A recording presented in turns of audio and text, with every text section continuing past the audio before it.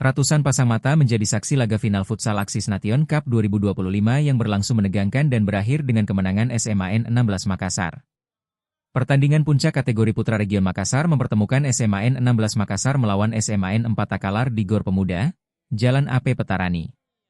Suasana di tribun begitu semarak ketika para penonton memberikan dukungan penuh kepada tim masing-masing dengan semangat tinggi namun tetap menjunjung sportivitas.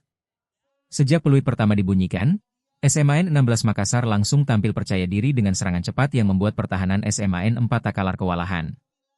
Pertandingan berjalan ketat hingga waktu normal berakhir dengan skor imbang 0-0 dan dilanjutkan ke babak adu penalti yang menentukan hasil akhir.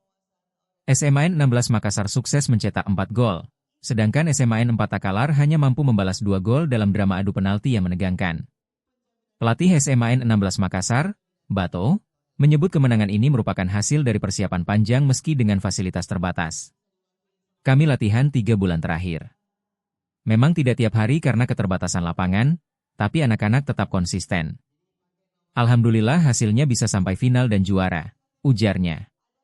Dengan hasil tersebut, SMAN 16 Makassar akan mewakili Region Makassar di babak regional Sulawesi yang dijadwalkan berlangsung di Palu. Download Tribun X sekarang, menghadirkan lokal menjadi Indonesia.